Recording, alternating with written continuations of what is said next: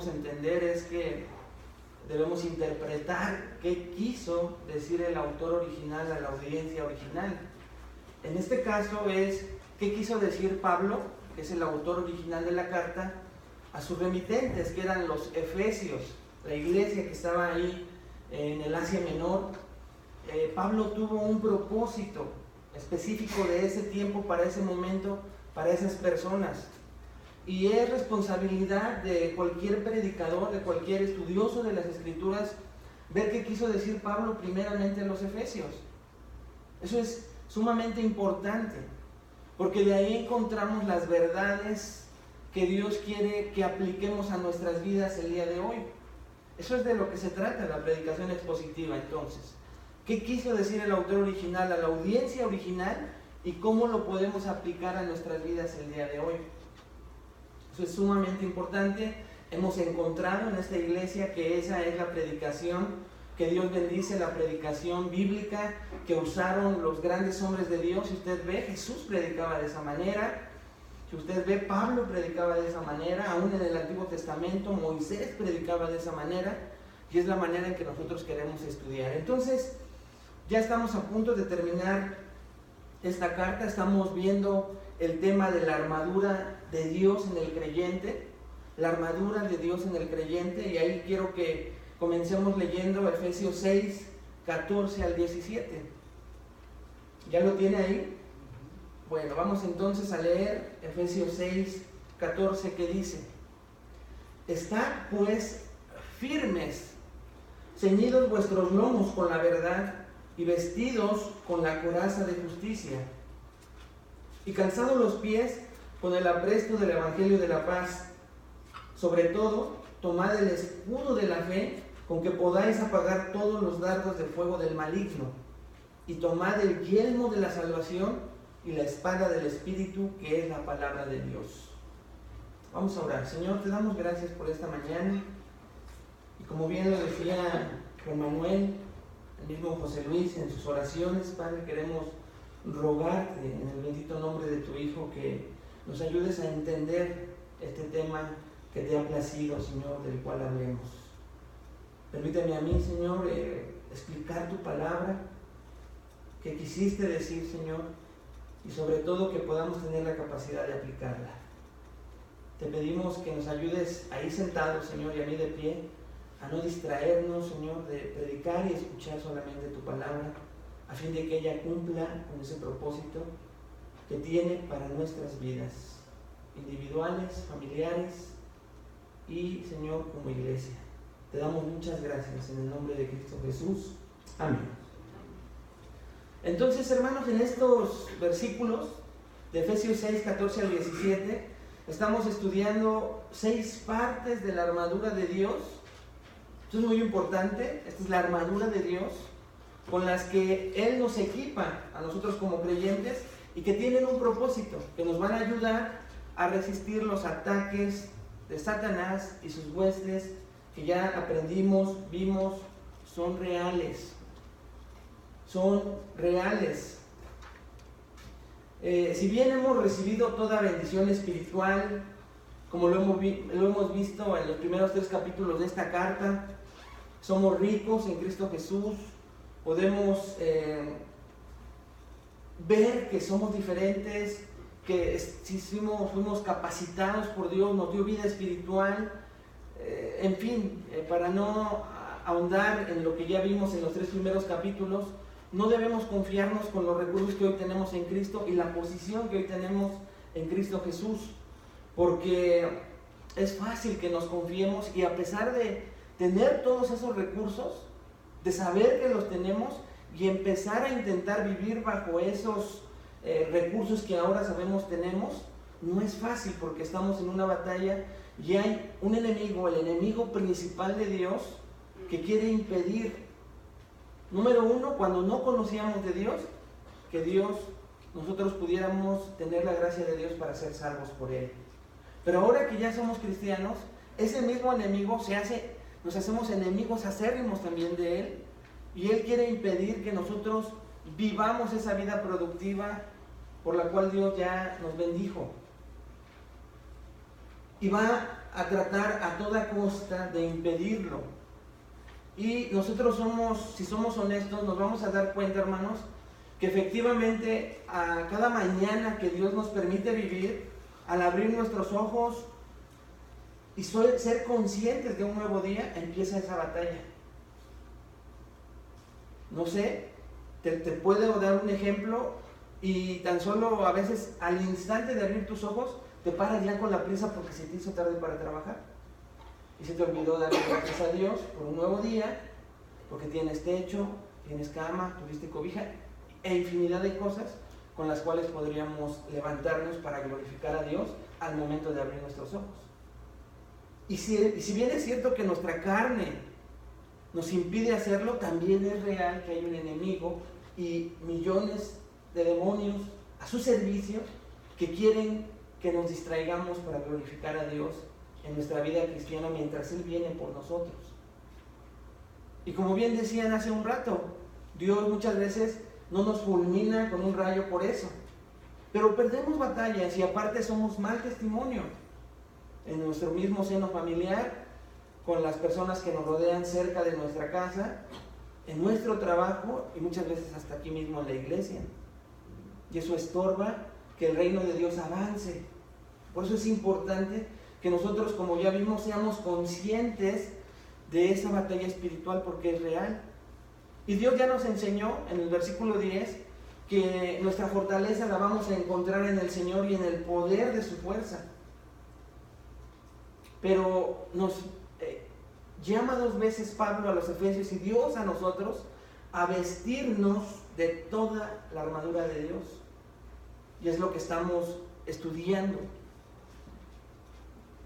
Y dice que el vestirse de esta armadura de Dios es para permanecer firmes. Y ya vimos también que firmes no es una victoria final sobre el enemigo. De hecho, teológicamente, el enemigo ya está vencido, ¿no es cierto? Ya está vencido. Cristo lo venció en la cruz del Calvario. Pero en nuestra propia vida, Él impide que nosotros vivamos esa vida victoriosa y que entonces vivamos vidas inconstantes y vidas que reflejan, en lugar de victoria, la victoria que ya ganó Cristo en la cruz, una vida cristiana derrotada. Y muchos hoy en día en otras iglesias, aquí mismo también habrá alguno que no refleje esa vida de victoria, sino por el contrario, refleja una vida de derrota en derrota, de pecado en pecado, de que no sabe que tiene el poder dado por Dios para poder vencer esos ataques del enemigo y permanecer firme, que esa es la meta. No vencer al diablo, no pisotearle la cabeza, no atarlo como se enseña, sino permanecer firmes cuando vengan esos ataques. Y eso es lo que Pablo está enseñando. ¿Cómo nosotros podemos permanecer firmes ante esos ataques, ante esas tentaciones que Satanás nos va a presentar día con día? Y ya hemos estado aprendiendo.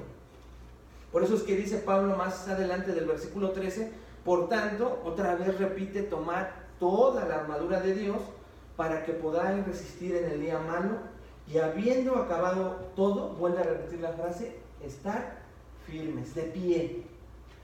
Entonces, ¿cómo vamos a estar firmes? Dice ya Pablo, o Dios dijo, vestiéndonos de toda la armadura de Dios. Y también ya vimos ¿qué es esta armadura? Que son los medios espirituales de Dios que los creyentes usamos, escuche esto, en dependencia absoluta de Dios y no de nosotros mismos. O sea, son los medios que Dios nos da a los cristianos, a sus hijos, con los cuales, hermanos, dependemos de Él en esta batalla. Esta batalla no la enfrentamos nosotros solos, sino la enfrentamos con esos medios que Dios nos dio.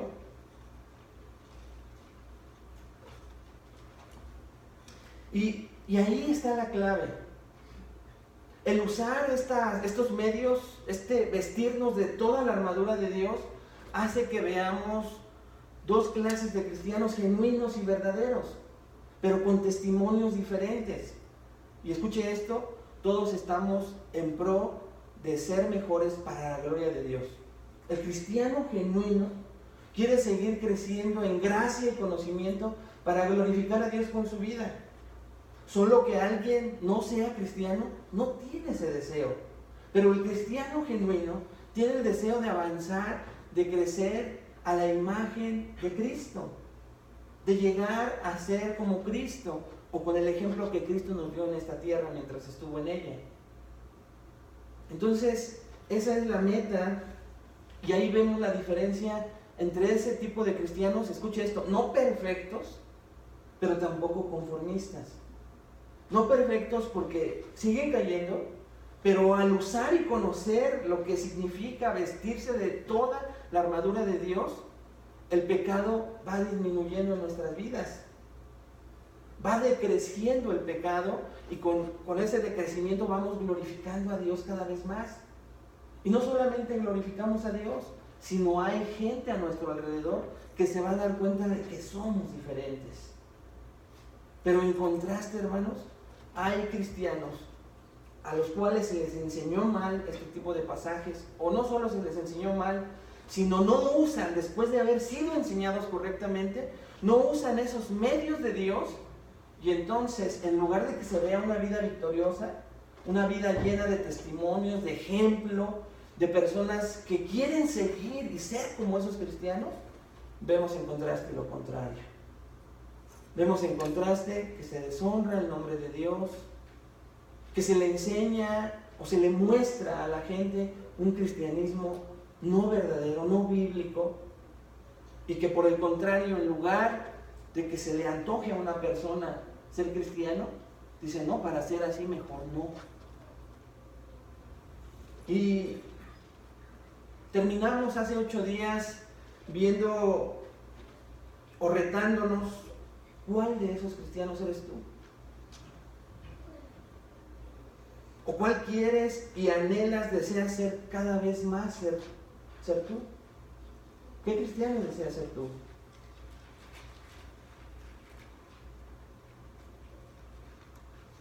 Y hace 8 días empezamos a ver la primer arma de esta armadura de Dios, el primer recurso que Dios nos da sobre lo que es la armadura de Dios.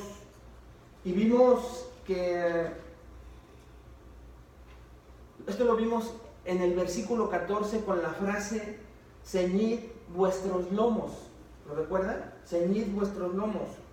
Y estudiamos que esto está asociado con el pensamiento judío, porque Pablo era judío, sabía lo que su pueblo hacía desde el Antiguo Testamento y el mandato que había recibido de Dios de continuamente ceñir los lomos, que era recoger las prendas de su vestimenta para poder realizar actividades que con toda esa vestimenta les impedía avanzar, correr deprisa, estar listos para poder hacer actividades. Entonces, este ceñir vuestros lomos no solamente está asociado con el pensamiento judío, sino que Pablo, recuerden que cuando escribe esta carta está en la cárcel. Y normalmente cuando en ese tiempo alguien estaba en la cárcel, estaba esposado con un soldado romano de día y de noche las 24 horas. Pablo de esa manera dormía. Cuando había ciertos descansos, dicen los estudiosos, que eran como hoy lo hacen, de algunas horas o minutos durante el día, para que la persona fuera a hacer sus necesidades. Muchas veces ni aún eso, dice Josefo en sus estudios. Pero normalmente era cuando Pablo aprovechaba para escribir la carta. Pero tenía siempre a su lado a un soldado romano. Y de ahí la figura que Dios inspiró en Pablo para presentar las vestiduras que todo cristiano debe de tener con esta armadura. Entonces, este ceñir los lomos, si lo pudiéramos resumir en una palabra, escuche esto, es un compromiso. Un compromiso, y la palabra a muchos pues les cae de peso porque nuestra carne, nuestra mente, todavía nuestra naturaleza con la cual luchamos, aún siendo cristianos verdaderos, escucha esa palabra y se retrae ante ella, pone una barrera ante la palabra compromiso. Pero vimos que este compromiso es ese cinto, es ese ceñir los lomos con el cual nosotros vamos a recoger y amarrar todo lo que estorbe, por el cual nosotros podamos seguir avanzando la carrera como cristianos. ¿Con qué tenemos que estar comprometidos? Dijimos con la verdad. ¿Y qué es esa verdad? Número 1, las doctrinas de Cristo. Lo que Cristo o las Escrituras revelan de Cristo. Pero también vimos que significaba la actitud de ser honesto, verdadero, transparente en nuestro cristianismo. De una manera resumida entonces, ese ceñir vuestros lomos con la verdad significa es estar comprometidos para estudiar las Escrituras, para estudiar y ver, buscar a Cristo en las Escrituras. Y escuche esto, hermano, el tener un compromiso completo, correcto, continuo de ser honestos y transparentes en nuestro cristianismo. Pase lo que pase, hagamos lo que hagamos, suceda lo que suceda, aunque caigamos, dice Primera de Juan, que si confesamos nuestros pecados, Él es fiel y justo para perdonar nuestros pecados y limpiarnos, ¿de qué? De toda maldad. Entonces, el cristiano genuino, hermanos, tiene un compromiso con la palabra de Dios y también un compromiso con el deseo de ser honesto, de no aparentar, de no ser hipócrita, de no esconder y acumular pecado. ¿Tienes ese compromiso? ¿Cómo te fue esta semana con ese compromiso? ¿Usaste esta primer prenda de la vestidura, de la armadura de Dios y viste la diferencia? ¿De verdad? ¿O se te olvidó? Tuvo que ser algo que te haya empujado a ver, a estudiar la palabra de Dios y a tener un compromiso de ser transparente, de no engañarte. ¿Qué hubo esta semana con esta primer prenda de la armadura de Dios? Esto es sumamente importante, que después de ser enseñados, luchemos por practicar lo que aprendimos. Hoy vamos a ver entonces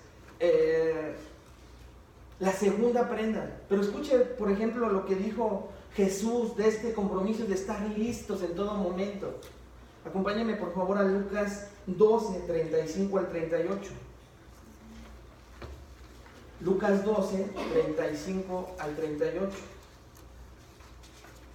Ahí Jesús utiliza esta misma frase, hermano.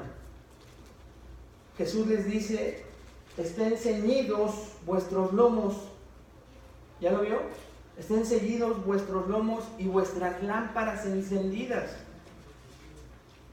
Pero después les dice, ¿por qué? Y les dice: y vosotros sed semejantes a hombres que aguardan a que su Señor regrese de las bodas, para que cuando llegue y llame, le abran enseguida. Versículo 37. Bienaventurados aquellos siervos a los cuales su Señor cuando venga halle velando. De cierto os digo que se ceñirá y hará que se sienten a la mesa y vendrá a servirles. Y vean el versículo 38. Y aunque venga la segunda vigilia, y aunque venga la tercera vigilia, si los hallare así, bienaventurados son aquellos siervos. Esta exhortación de Cristo es ese compromiso al cual llamaba el Mesías, Jesucristo, el Hijo de Dios, el que nos salvó. Nos invitaba a estar siempre con nuestros lomos ceñidos, estar comprometidos con la palabra de Dios y con el anhelo de ser transparentes, de quitar de nosotros toda hipocresía, de aparentar solo los domingos que vivimos una vida cristiana, pero allá afuera nuestra vida cristiana no se le antoja a nadie. ¿Hubo en ti la disposición y el compromiso de estar ceñido con la verdad? ¿Estudiaste las Escrituras esta semana? ¿O fue por un lugar donde ganó batalla el enemigo? ¿Te das cuenta cómo en la realidad esto es una batalla real? ¿Qué impidió, hermano, que estuvieras comprometido con la verdad?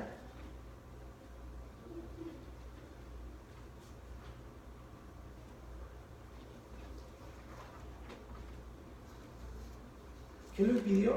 Primera de Pedro 1:3.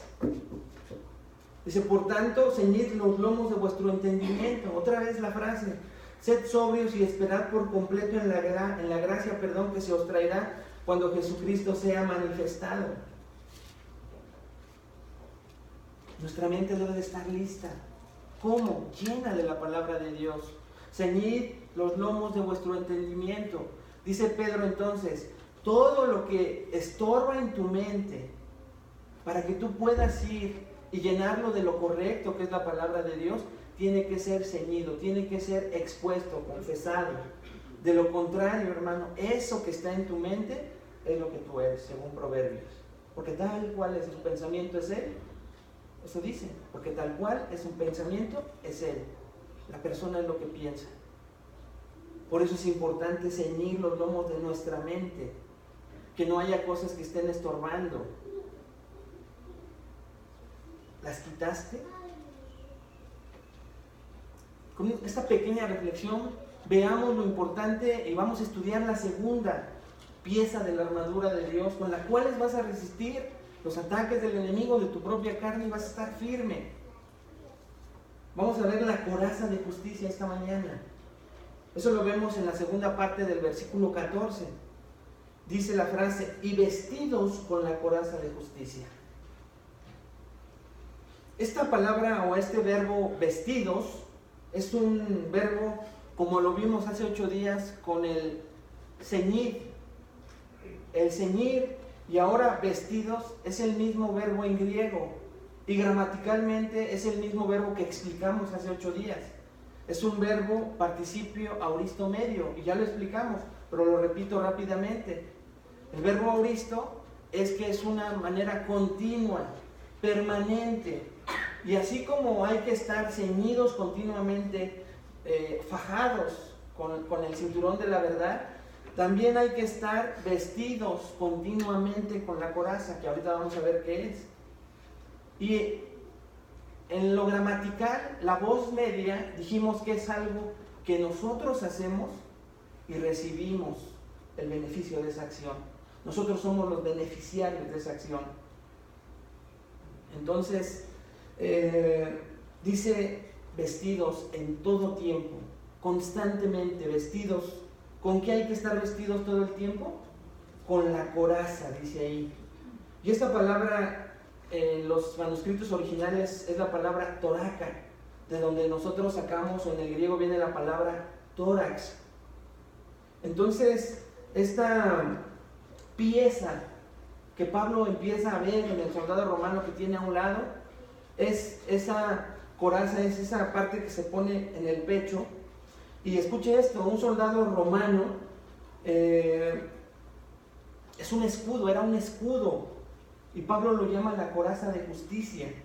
Ningún soldado, hermanos, ningún soldado, pensando correctamente, entraría o saldría a la batalla sin su coraza.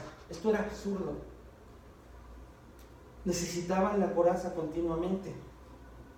Lo que Pablo entonces ve es un soldado romano que está entrando a la batalla y él dice que este soldado no solo está comprometido y ha ceñido sus lomos, tiene puesto el cinto y toma en serio la batalla que tiene por delante, sino que él tiene que ponerse esta coraza, este escudo para ganar.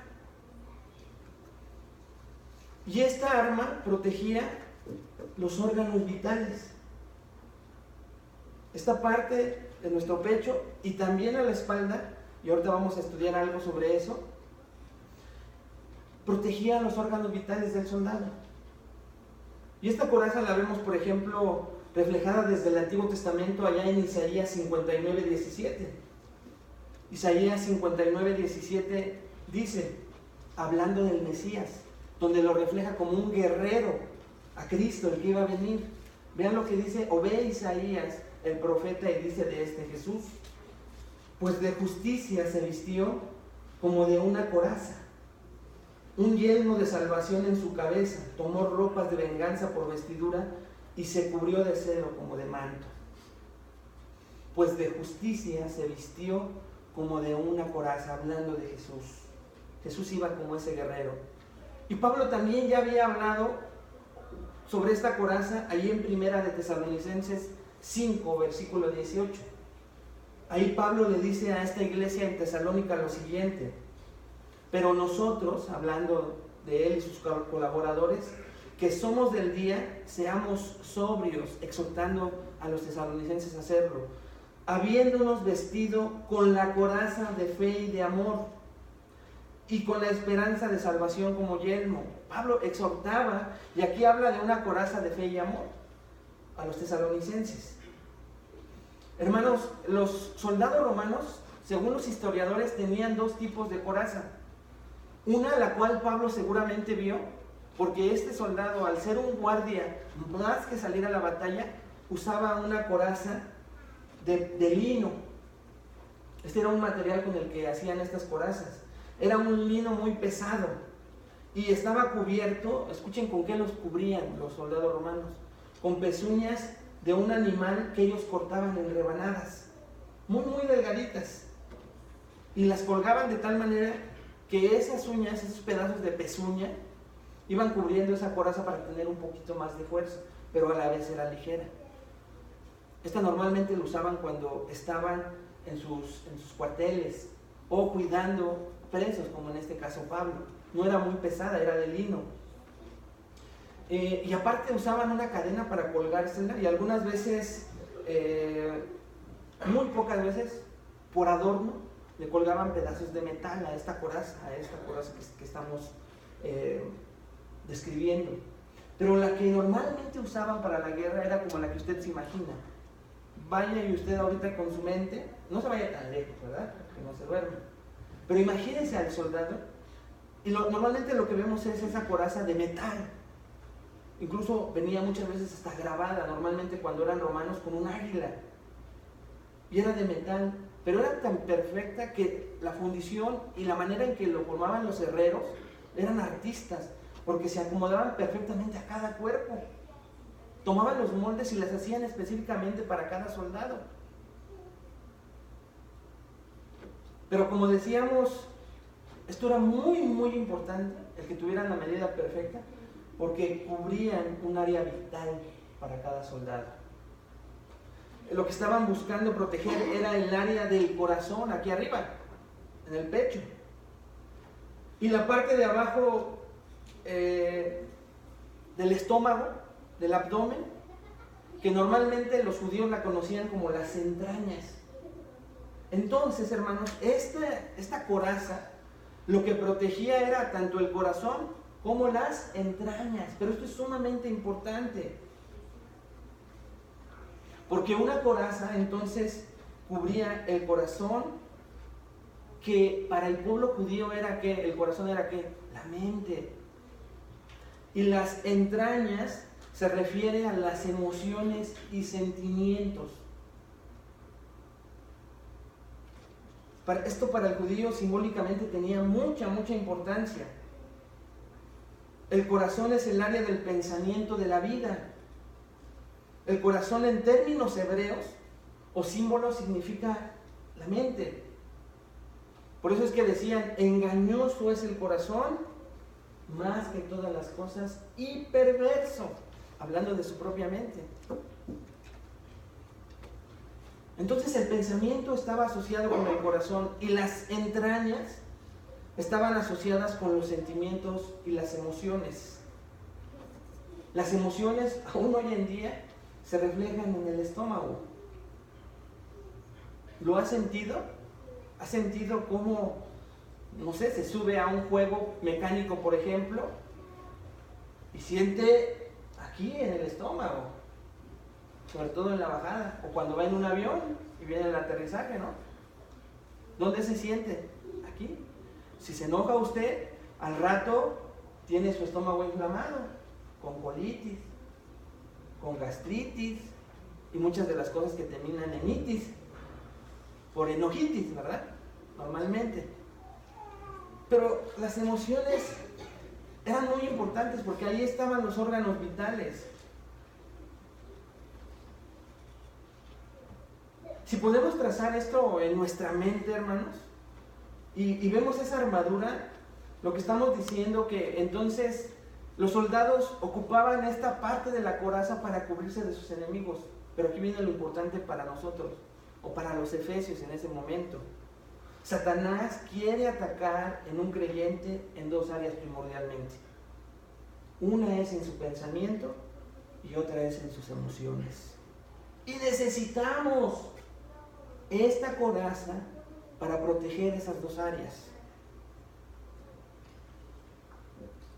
Porque el enemigo lo que va a hacer es alimentar, escuche esto, sus emociones con información falsa. Él va a querer nublar nuestra mente con doctrina falsa, mentiras de todo tipo, incluso mentiras religiosas. Todo lo que él pueda usar falso para ir a nuestra mente, a nuestros pensamientos. Y él quiere apelar a las partes equivocadas de nuestras emociones. Quiere producir respuestas emocionales ilícitas, malas. En otras palabras, él quiere pervertir nuestros deseos. ¿Ya se empieza usted a dar cuenta cómo lo hace continuamente en sus vidas? ¿Cómo lo hizo esta semana? ¿Cómo él, hermano, atacó de una manera frontal tus pensamientos y tus emociones? Véanlo, que la gracia de Dios nos ayude a verlo esta semana. ¿Te das cuenta cómo muchas veces pensamos no conforme a la palabra? Y de esa manera hablamos, actuamos y decidimos esta semana. ¿Te das cuenta cómo fuiste un blanco fácil de Satanás en tus emociones? Y se desbordaba el miedo, el enojo, la ira. Y fuiste mal testimonio. ¿Te das cuenta cómo Satanás te atacó esta semana? Lo mismo le pasó a Eva. Esto no lo tienen y acompáñenme en sus Biblias, porque no lo va a ver usted, a Génesis 3:6. Dijimos que Satanás va a estar atacándonos y bombardeándonos con mentiras, y lo mismo hizo con Eva. Desde el versículo 1 de Génesis, cuando vimos, pero la serpiente era más astuta que todos los animales, y vemos que cuando ya tiene contacto con Eva, le dice, fíjense, con que Dios os ha dicho, no comáis de todo árbol del huerto. Primer mentira. Que todavía Eva puede contrarrestar y le dice, no nos dijo que de todo, nada más nos dijo que de uno no podemos comer. Ahí se defendió correctamente Eva ante la primera mentira de Satanás. Pero dice entonces después, entonces la serpiente dijo a la mujer, no moriréis, porque Eva le dijo correctamente, si pruebas de ese árbol vas a morir. Y Satanás contrarresta, y escuche esto, reta la palabra de Dios y reta lo que Dios había dicho, que el hombre iba a morir, Adán iba a morir en el momento en que probara ese fruto, y casi le está diciendo, hermanos, Dios es mentiroso, no van a morir. Segunda mentira. Y les dice en el versículo 5, sino que sabe Dios que el día que comáis de él, serán abiertos vuestros ojos y seréis como Dios, sabiendo el bien y el mal. Ahí ya Satanás había ido directo. Y escuche esto, Eva no tenía ni coraza para proteger mente y emociones. Y vean lo que dice el versículo 6, muy importante, vean. Y vio la mujer que el árbol era bueno para comer, y que era agradable a los ojos y árbol codiciable para alcanzar la sabiduría. 3 cosas que vio, deseó, sin coraza. ¿Y qué pasó? Cuando sus pensamientos ya habían sido engañados, sus emociones también, porque ya había un fruto agradable, vean lo que pasó con Eva. Y tomó de su fruto.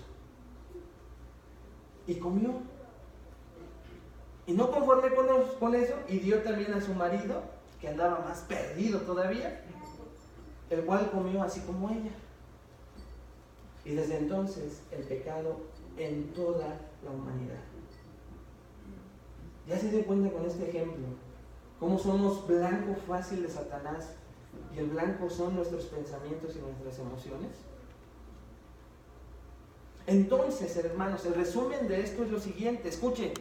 Si usted protege sus pensamientos y sus sentimientos de los ataques de Satanás, usted es invulnerable.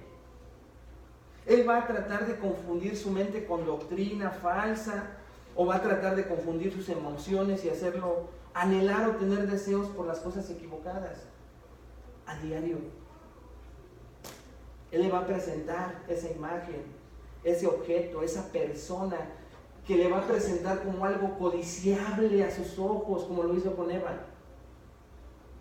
¿Qué hace usted, hermano, con esa circunstancia, persona, cosa, objeto, para no caer ante los engaños de Satanás? Necesitamos la coraza. Entonces, Pablo ya le había dicho esto a los efesios, y me acompaña ahí en la pantalla, Efesios 4, 24 al 27, Pablo les dice, ya les había dicho algo similar a los efesios, vean lo que dice, y vestidos del nuevo hombre, vístanse del nuevo hombre, creados según Dios, y aquí viene la palabra, en la justicia y santidad de la verdad.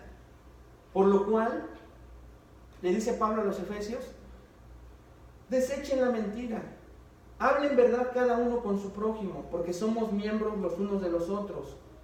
Y les dice lo que ya estudiamos en el versículo 26, airaos, pero no pequéis, no se ponga el sol sobre vuestro enojo, ni deis lugar, ¿a quién? Al diablo. Ahora bien, entonces ya vimos que hay que vestirnos continuamente, vestidos continuamente, de la coraza, que ya vimos que es la coraza, pero esta coraza de la cual debemos estar vestidos es ¿de qué? De justicia, que es nuestra última palabra que vamos a estudiar, de justicia, de la palabra griega dikaiosunes, muy importante, ahorita va a ver por qué. Primero hay que ver cuál es la definición de justicia, ¿no? Para que entendamos, si yo me tengo que proteger con la coraza de justicia, ¿de qué justicia estamos hablando? ¿O qué es justicia? Para que yo use ese medio y yo me vista con esa coraza de justicia. Vean lo que dice John MacArthur. La justicia, dice John MacArthur, escuche esto, hermano, es simplemente una manera de decir una relación correcta con Dios. Repito, justicia es tener una relación correcta con Dios. Si yo vivo justamente, lucho por la justicia, mi relación con Dios va a ser correcta. Correcta, acompañado de una línea recta. Pero si yo vivo injustamente, es porque ya que me desvié. Y si me desvío, ya no voy de la mano con Dios y ya no tengo una relación correcta con Dios. ¿Ya se da cuenta por qué es importante la justicia? Porque lo primero que perdieron Adán y Eva fue su comunión íntima que tenían con Dios. Y lo primero que fueron a hacer, ¿qué fueron a hacer? A esconderse, como si se pudieran esconder de Dios. Pero a nosotros nos pasa exactamente lo mismo. Nos desviamos y ya no vivimos justamente en una relación correcta con Dios. A menos que las cosas estén bien entre usted y Dios, eso es lo que hay que meditar, el señor MacArthur. Revise si su relación con Dios es correcta. Y si es correcta, si tiene comunión, si usted está en paz en su conciencia, sabe que está luchando por caminar con Dios, usted está viviendo una vida justa. Pero si tiene tiempo que no siente la presencia de Dios, si tiene tiempo que usted no quiere saber de Dios, de su palabra, de la oración para platicar con Él, lamento decirle que usted está viviendo una vida cristiana injusta.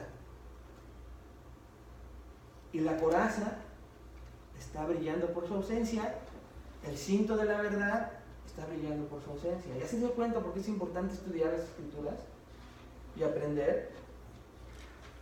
Ahora bien, hay 3 tipos de justicia de la cual habla la Biblia y necesitamos saber a qué tipo de justicia se refiere Pablo aquí. La primera, hermanos, es la justicia personal.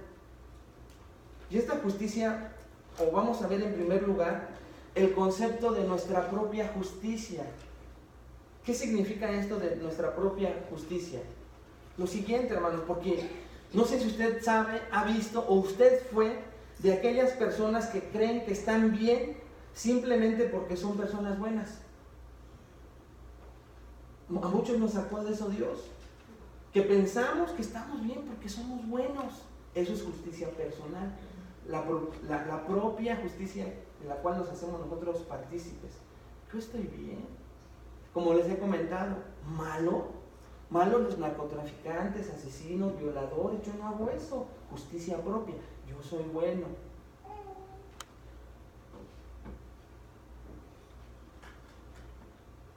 Esa es la meta de Satanás allá afuera, hermanos. Hacerle creer a la persona que tienen justicia propia, que no son tan malos. La meta definitiva de Satanás es llevarse a esos hombres, ¿a dónde? A un lugar, al infierno. Y por eso Mateo 7:21 nos deja una frase horrorosa de lo que va a pasar, hermanos, cuando muchos quieran llegar al cielo y le digan a Dios: Señor, en tu nombre hicimos milagros, maravillas, hicimos de todo. Y Él les va a decir: no los conozco, hacedores de maldad. ¡Qué tremendo! Porque ellos fueron justos a sus propios ojos. Esa es la justicia personal. Hay algunas personas que dicen: bueno, mi propia justicia será suficiente para prevenir que yo vaya al infierno. Al final de cuentas, Diosito, como lo llaman ellos, es bueno. No creo que sea tan malo de que me envíe al infierno. Pero Satanás quiere destruir su vida con esa mentira. Hay algunas personas, hermanos, que creen que son lo suficientemente buenos como para, escuche esto todavía peor, para no necesitar de Dios. Y algunos en los tiempos de Jesús eran así. ¿Se acuerdan de los fariseos? Ellos pensaban que eran lo suficientemente buenos. Pensaban que podían llegar al cielo por sus propias obras. Y por eso en Mateo 5:20 Jesús dice: a menos que su justicia, otra vez, su justicia, ¿ya oyó? Exceda a la de los escribas y fariseos. Aquí viene una palabra potente. Nunca entrarán al reino. Porque por gracia sois salvos, ya lo estudiamos, por medio de la fe. Y esto no de vosotros, pues es que don de Dios, no por obras. Nadie es tan justo y tan bueno para llegar al cielo. Sin embargo, los fariseos, muchas personas hoy en día piensan que sí, pero su camino es directo al lago de fuego, donde el crujir de dientes es de día y de noche y eternamente. Hoy muchos piensan igual, ¿no es cierto? Y Jesús nos da otro ejemplo de la justicia propia en dos hombres que fueron a orar. Vean conmigo Lucas 18, 10 al 14. Y ahí sí pido que me acompañen porque tampoco viene en la pantalla. Por eso es que les habíamos comentado que algunos versículos están ahí para nuestra comodidad de irnos rápido. En otros, si queremos, les invitamos a que abran sus Biblias y que al traer sus Biblias ustedes puedan empezar a estudiar sus escrituras. Pero escuche lo que dice Lucas 18, versículo 10 al 14. De hecho, el que usted esté con su mirada fija hacia la pantalla o hacia mí, va a hacer que de repente se le haga pesado por la sangre en el cerebro. Y si cambia la postura, empieza a correr la sangre de diferente manera y se le va a quitar el sueño. Entonces, vea lo que dice la escritura ahí en Lucas 18, 10 al 14. Seguramente se acuerda de la historia. Versículo 10. 2 hombres subieron al templo a orar. Uno era fariseo y el otro publicano. El fariseo, puesto en pie, oraba consigo mismo de esta manera: Dios, te doy gracias porque no soy como los otros hombres, ladrones, injustos, adúlteros, ni aun como este publicano. Ayuno 2 veces a la semana, doy diezmos de todo lo que gano. Versículo 3. Mas el publicano, estando lejos, no quería ni aun alzar los ojos al cielo, sino que se golpeaba el pecho diciendo: Dios, sé propicio a mí, pecador. Versículo 14, el resultado de estas dos actitudes. Os digo que éste descendió a su casa, ¿cómo, hermano? Justificado, justicia. antes que el otro. Porque cualquiera que se enaltece será humillado, y el que se humilla será enaltecido. En otras palabras, el fariseo reunía toda la justicia propia que podía presumir y no regresó justificado. Pero el otro que se humilló y que habló de su pecado, ese sí regresó justificado. Entonces, hermanos, lo que Pablo está enseñándonos aquí, de ponernos la coraza para proteger pensamientos y sentimientos y emociones. Pero ¿qué es la justicia? No es la justicia propia, ¿está de acuerdo conmigo? Porque esta justicia propia puede ser la que lleve al infierno a muchos que se dicen cristianos. Y su coraza es de papel en esa justicia propia. En esta historia, hermanos, ¿quién fue el que realmente fue justo? El publicano, ¿no es cierto? Dice MacArthur, hablando de esta parábola, usted podría llamar a la historia, como estamos buscando el título en Ruth, ¿verdad? Y lo estamos grabando ahí bonito. Dice MacArthur de esta historia de la parábola del fariseo y el publicano, usted podría llamar a la historia un buen hombre que fue al infierno y un mal hombre que fue al cielo. ¿Cuántos dicen amén? No, ¿verdad? Mientras que usted crea que usted puede hacerlo por sí mismo, usted está anclado en su justicia personal y no va a tener una coraza de justicia bíblica.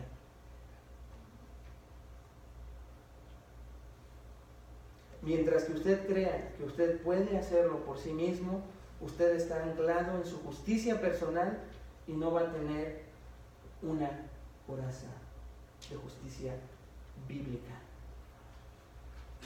Eso nos pasaba antes de conocer a Cristo, pero escuchen esto, iglesia, escuchen esto. Nosotros los cristianos, hoy en día, estamos continuamente cayendo en justicia propia.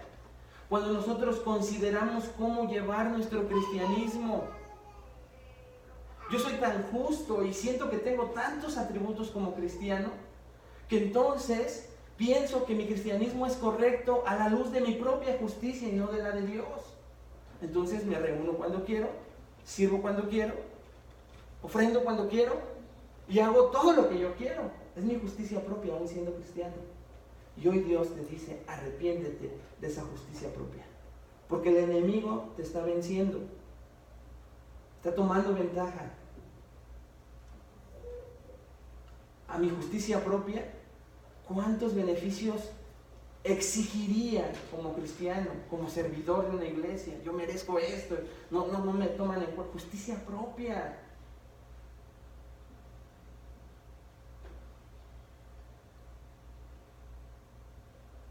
Incluso para evitar, hermanos, que el espíritu te redarguya. ¿No te has dado cuenta que te defiendes con tu justicia propia cuando eres exhortado?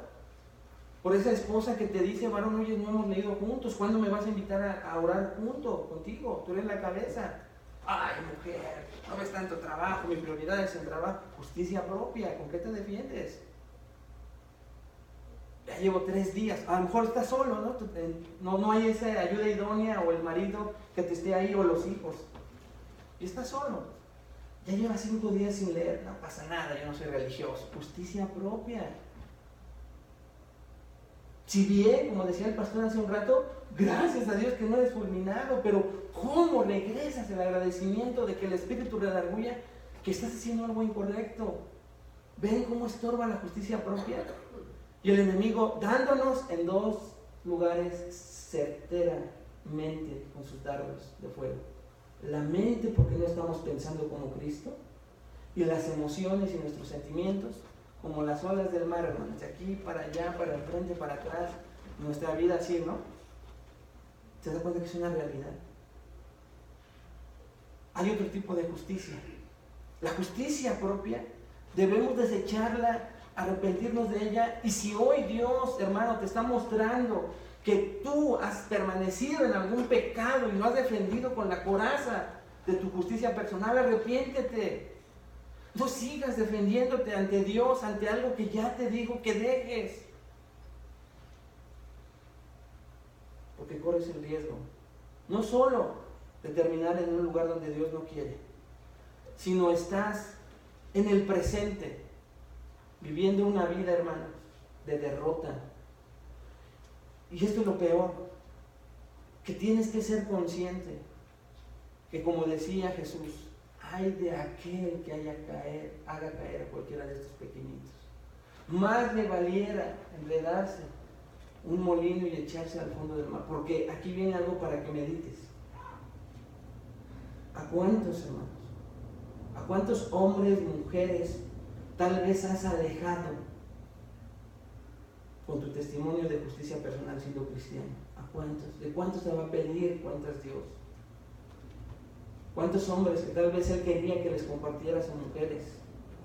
Por esa justicia personal, hasta soberbio, como si el cristianismo fuera eso, ¿no? Ahora que Dios nos salvó, has alejado, les has compartido. ¿Te das cuenta cómo te has preocupado solo por ti?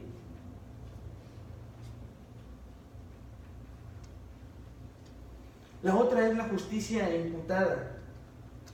Justicia personal, alejemos una coraza de esa manera, pero la justicia imputada es, si la justicia personal no es la coraza que necesitamos, sí necesitamos otra justicia, que es la de Cristo. Nuestra justicia personal no sirvió, pero la justicia que sí sirve es la de Cristo. ¿Qué es lo que tenemos que hacernos para vestirnos de esta justicia imputada? O más bien, ¿qué es y cómo la puedo entender para poder usarla de esta manera? Y el mejor ejemplo lo encuentra usted en Filipenses 3, versículos del 4 al 10. También le pido que me acompañe con su Biblia ahí. Filipenses 3, del 4 al 10.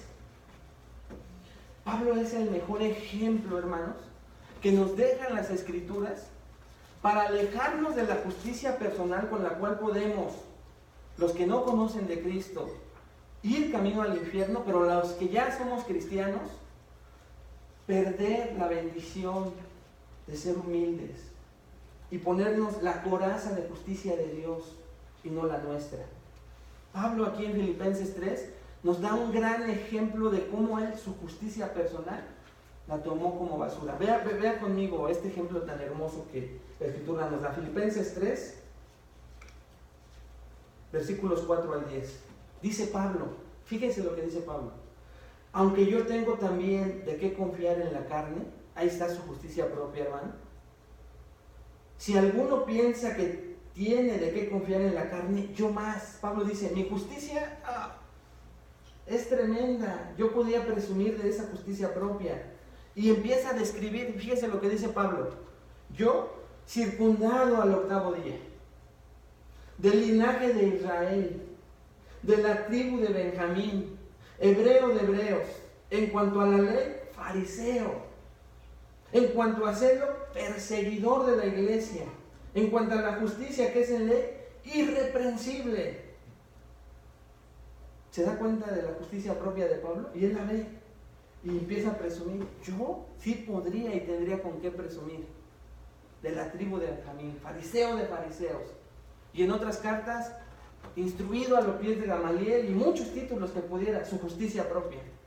Pero en el versículo 7 viene esa palabra, pero, vean lo que ve Pablo: pero cuantas cosas eran para mi ganancia, las he estimado como pérdida por amor de Cristo. Y ciertamente, aún estimo todas las cosas como perdida por la excelencia del conocimiento de Cristo Jesús, mi Señor, por amor del cual lo he perdido todo y lo tengo por basura para ganar a Cristo. Justicia propia, hecha basura, teniéndola como basura, pero ahora la justicia imputada, la de Cristo en su vida. Y vea para qué, versículo 9, y ser hallado en él, no teniendo, y aquí está la palabra clave en el versículo 9, mi propia justicia, que es por la ley, sino la que es por la fe de Cristo, la justicia que es de Dios por la fe. En otras palabras, hermanos, Pablo dice, mi propia justicia es inútil, es basura. Yo debo de tener la justicia de Dios. Eso es lo que Pablo está diciendo, la cual es por la fe en Cristo.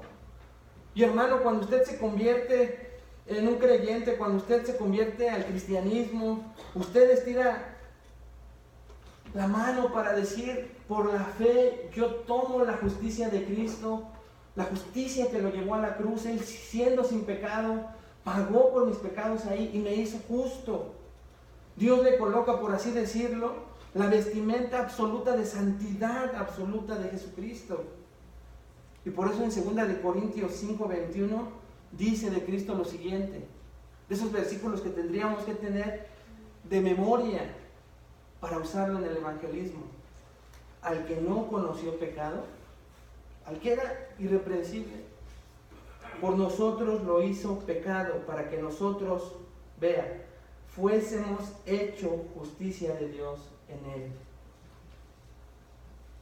Aunque yo no sea perfecto y me siga equivocando, cuando yo peco, hermanos, y los ojos de la ira de Dios para ser justo con ese pecado voltean a ver a José Luis, ya no ven a José Luis, sino Dios ve a Cristo, porque la justicia de Cristo fue imputada en mí. Y entonces yo realmente puedo decir, porque ya no es mi justicia, sino la justicia de Cristo en mí. Y todo creyente tiene esta justicia imputada. Pero esto nos tendría que llevar a ser jactanciosos, presumidos, o a caer en el gran error de muchos cristianos para que el pecado abunde. Finalmente tengo la justicia imputada de Dios y cuando Dios quiere juzgarme, ve a Cristo porque ya Cristo murió por mí. No, por supuesto que no. Pero hay historias, infinidad de historias que se podrían contar hoy en día, hermanos, de muchos cristianos que entienden la justicia imputada y piensan que son los permisos para pecar deliberadamente. El pastor MacArthur cuenta de un ministro de Dios en su iglesia, el cual va y se acerca y le dice que va a una playa nudista. Y le dice, pero ¿cómo? ¿Por qué haces eso? Y él utiliza el versículo y esta teología. Tengo la justicia imputada de Cristo en mí, finalmente es mi carne lo que lo va a hacer. Pero fíjese cómo se justificó con un versículo. Pero hoy en día muchos tienen esa coraza de justicia imputada mal interpretada, pensando que es el permiso para pecar. Pero ¿sabe por qué? Porque Satanás ha puesto mentira, engaño, y sus sentimientos y emociones son controladas por Satanás. Si es realmente la justicia imputada la que usted entiende esta mañana, entonces pasamos a la tercera justicia que hay y con esto voy terminando. La justicia progresiva. Los antiguos puritanos solían llamarla justicia impartida. Esto quiere decir que usted tiene que usarla, tiene que vivir esta justicia. En otras palabras, hermanos, tiene que luchar y ponerse la coraza de justicia. Es que al abrir usted sus ojos, luche por vivir una vida santa. Le pida a Dios que le ayude a vivir una vida santa durante el resto del día. Porque hoy usted sabe que tiene un compromiso con el cinto de la verdad. Quiere adquirir más ese compromiso de no separarse de la verdad. Pero hoy, ¿qué cree? También se pone la coraza con el compromiso, hermano, hermana, con el compromiso de vivir una vida santa durante ese día. Si usted lo hace correctamente, le pide a Dios, le pide ayuda, esa arma, esa parte de la armadura de Dios va a ser puesta en usted.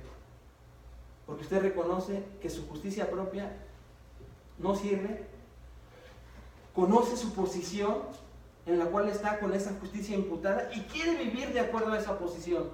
Se quiere aferrar a que es un hijo de Dios, que Cristo mora en usted, que Cristo vive en usted, y gracias a que Cristo mora en usted, usted quiere, hasta me voy a caer, quiere reflejar a Cristo en su vida cotidiana. Eso es ponerse verdaderamente la coraza de justicia.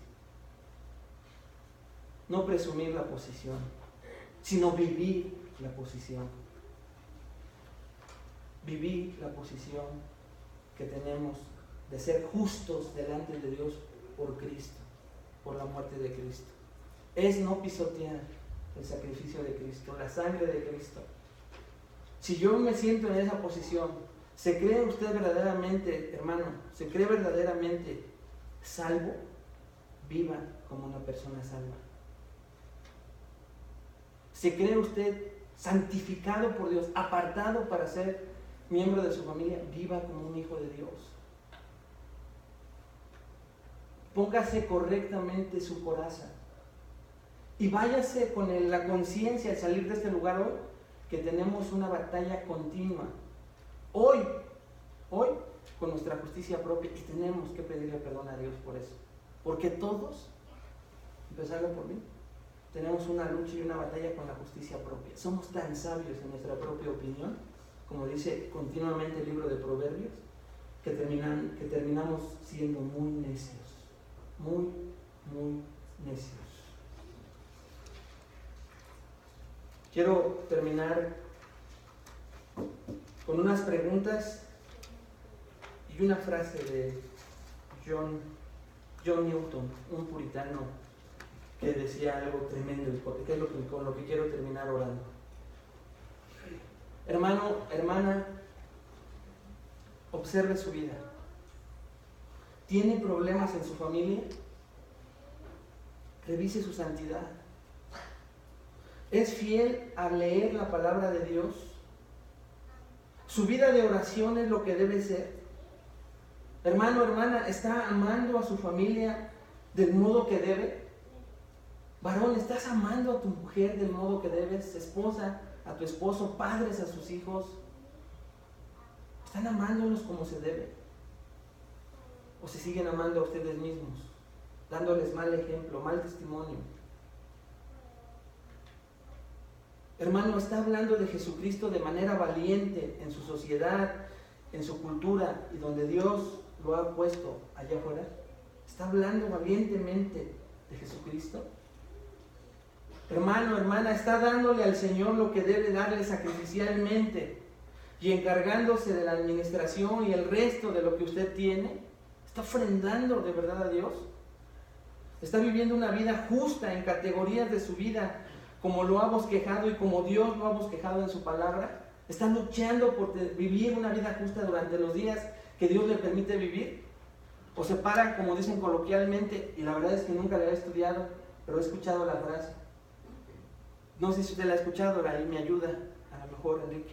Dicen, te paras como el Borras, ni sé por qué la dicen, pero...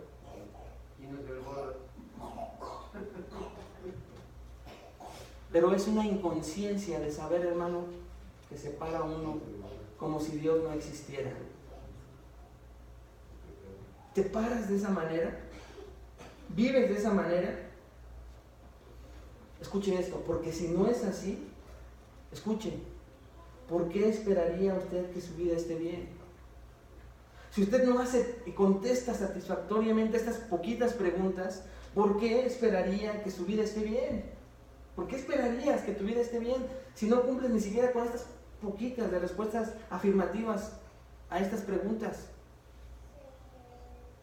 Si hay desobediencia en tu vida, si hay pecado en tu vida, y si no estás confesando y no te has arrepentido, si continúas haciéndolo, si tienes actitudes equivocadas, si albergas resentimiento y hay problemas, y tú nunca corriges todo esto, si tienes pensamientos equivocados, si lo que usted dice no es lo que debe de ser, si tus obras no son las que simplemente usted continúa viviendo así, le prometo algo: usted tendrá muchos problemas.